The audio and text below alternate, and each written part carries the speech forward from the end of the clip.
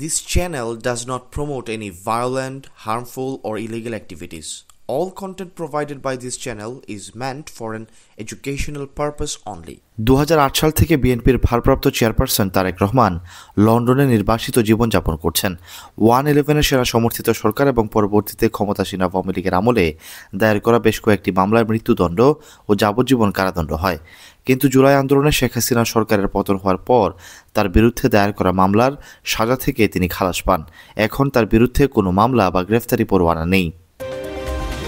কিন্তু জীবন মৃত্যুর সন্ধিক্ষণে থাকা তার মা বিএনপি চেয়ারপারসন বেগম খালেদা জিয়াকে এক নজর সশরীরে দেখতে দেশে আসতে পারছেন না তারেক রহমান। কেন তিনি দেশে আসতে পারছেন না তার ব্যাখ্যা দিয়েছেন মিস্টার রহমান নিজেই।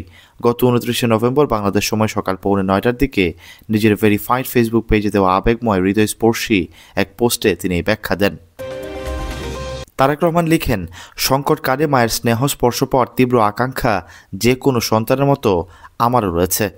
তিনি এও বলেছেন, এখনই দেশে ফেরার বিষয়ে সিদ্ধান্ত নেওয়ার সুযোগ তার জন্য অবারিত ও একক নিয়ন্ত্রণাধীন নয়। কেন এখনই দেশে ফেরার বিষয়ে সিদ্ধান্ত নেওয়ার সুযোগ তার জন্য অবারিত ও একক নিয়ন্ত্রণাধীন নয় বলেছেন দেশের সবচেয়ে বড় রাজনৈতিক দলের ভারপ্রাপ্ত চেয়ারপারসন। এটি এখন $1 ট্রিলিয়ন প্রশ্ন। এই প্রতিবেদনে সেই প্রশ্নের উত্তর খোঁজার চেষ্টা করা হবে। ত্রয়োদশ জাতীয় সংসদ নির্বাচনকে সামনে রেখে বিএনপির ভারপ্রাপ্ত চেয়ারপারসন তারেক রহমান দেশে আসলে বিএনপির গণজোয়ার তৈরি হবে।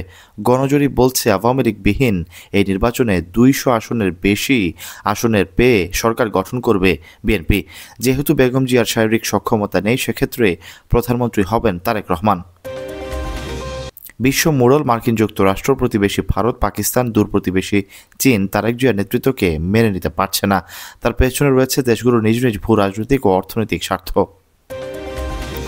নিরাপত্তা বিশ্লেষক অবসরপ্রাপ্ত major Imdadul Islam pulse of পলিটিক্সকে দেওয়া এক সাক্ষাৎকারে তারেক রহমানের দেশে না ফেরার জন্য 4টি দেশের বাধার কথা উল্লেখ করেন।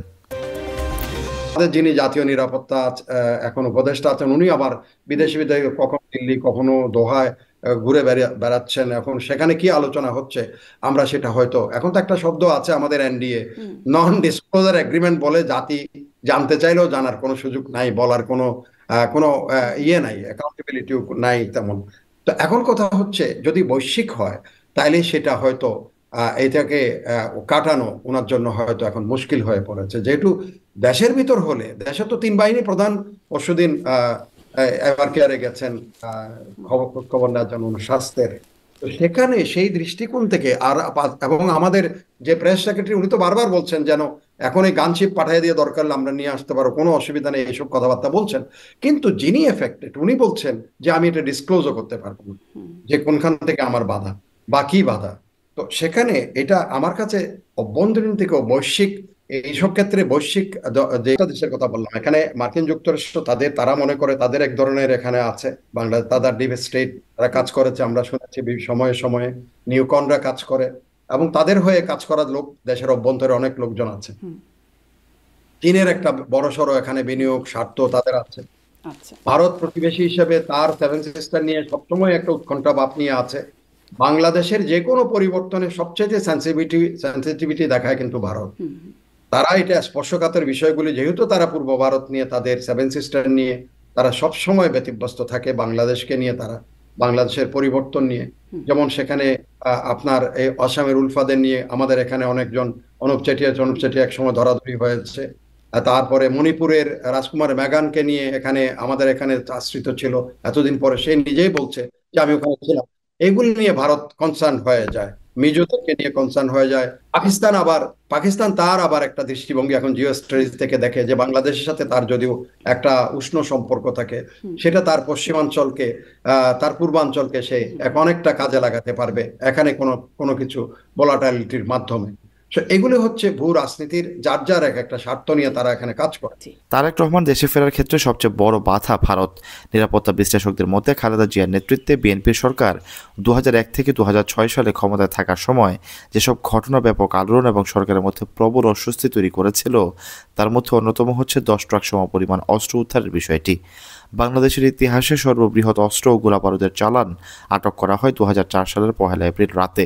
2টি বড় ট্রলারে করে এসব অস্ত্র সমুদ্রপথে আনা হয় চিটাগং ইউরিয়া ফার্টিলাইজার বা CUFL জেটিতে। পর্যবেক্ষকদের অনেকে মনে করেন বিপুল পরিমাণ অস্ত্র উদ্ধারের সেই ঘটনা ভারতের সাথে তৎকালীন বিএনপি সরকারের মধ্যে শীতল সম্পর্কের সূচনা করেছিল, যা এখনও অব্যাহত রয়েছে। ভারতের গোয়েন্দা সংস্থার মাধ্যমে ভারত সরকার অস্ত্র চালানটির বিষয়ে অবহিত হন। ভারতের চাপে পড়ে বিএনপি সরকার সেসব অস্ত্র আটক করে, অন্যথায় সেসব অস্ত্র ভারতের বিচ্ছিন্নতাবাদী উলফার হাতে চলে যেত। অস্ত্র চালানটি ধরা পড়ার পর তৎকালীন স্বরাষ্ট্রমন্ত্রী লুৎফুজ্জামান বাবর হেলিকপ্টারে চট্টগ্রাম জেলা পুলিশ হেডকোয়ার্টারে আসেন। অস্ত্র পরিদর্শন শেষে প্রতিক্রিয়া ব্যক্ত করে বলেছিলেন, যারা এই অস্ত্র চালানটি এনেছে তারা জনগণের শত্রু। এটা যারা এনেছে বা যেই চক্র এনেছে তারা ডেফিনেটলি এই দেশের এই জনগণের শত্রু। তো আমরা বর্তমান অবস্থাতে এটা অত্যন্ত খুব আর্লি আমাদের জন্য টু কমেন্ট সামথিং। আমরা এটাকে ইনভেস্টিগেট করছি। ইতিমধ্যে কিছু লোককে গ্রেপ্তার করা হয়েছে। আমরা দেখছি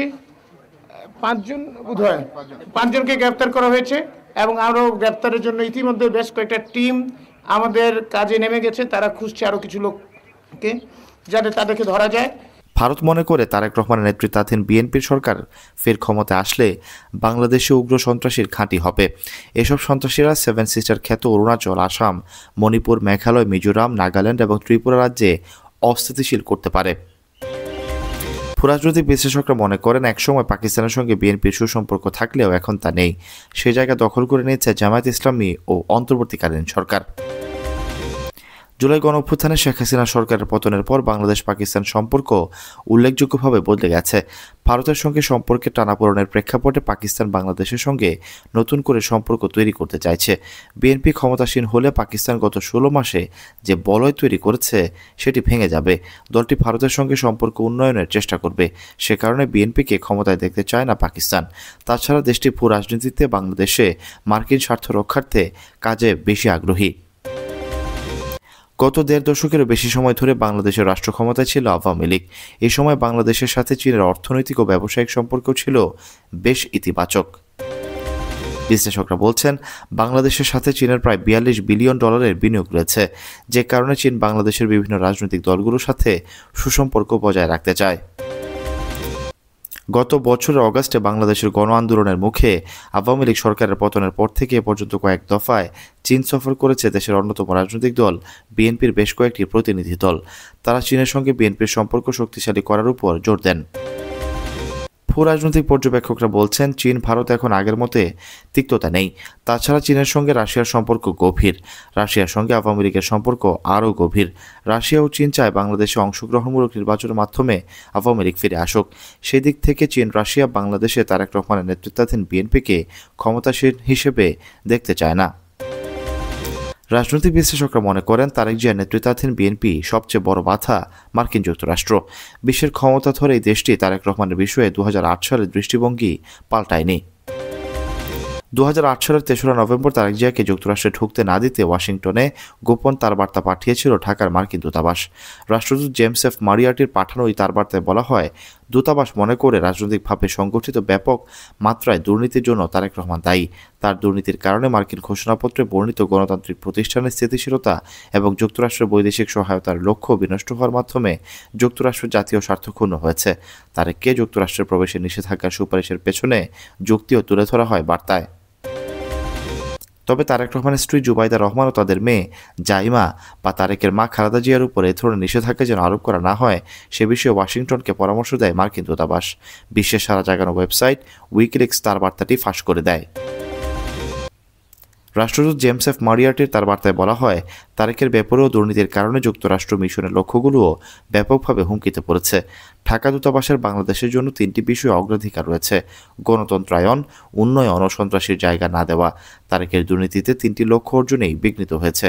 তার অর্থ আত্মসাৎ, চাঁদাবাজি ও বিচার ব্যবস্থায় হস্তক্ষেপের কারণে আইনের শাসন ব্যাহত হয়েছে এবং স্থিতিশীল ও গণতান্ত্রিক বাংলাদেশ প্রতিষ্ঠায় যুক্তরাষ্ট্রের লক্ষ্যকে হুমকিতে ফেলেছে। তার বার্তায় আরও বলা হয়, বসুন্ধরা গ্রুপের চেয়ারম্যানের ছেলে সানভীর সুবহানকে একটি হত্যা মামলা থেকে রক্ষায় 21 কোটি টাকা ঘুষ নেন তারেক রহমান। বসুন্ধরা গ্রুপের পরিচালক হুমায়ুন কবির হত্যা মামলার আসামিদের মধ্যে একজন ছিলেন সানভীর। এ হত্যা মামলা থেকে সানভীরকে রেহাই দেওয়ার আশ্বাস দিয়ে তারেক ওই অর্থ নেন বলে দুদকের তদন্তে প্রমাণিত হয়েছে।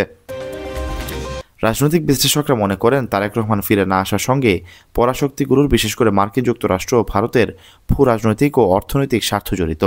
তারা তারেক জিয়ার সামনে চীনের সেই গ্রেট ওয়াল তৈরি করে রেখেছে, যার ফলে মৃত্যুশয্যায় থাকা মাকেও দেখতে আসতে পারছেন না তিনি।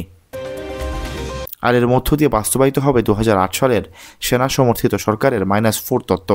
যদিও প্রধান উপদেষ্টার প্রেস সচিব শফিকুল আলম বলেছেন, দেশের রাজনীতিতে সম্প্রতি -4 তত্ত্ব ঘুরে বেড়াচ্ছে, তা আসলে স্বৈরাচারের পক্ষাবলম্বীদেরই তৈরি করা ধারণা।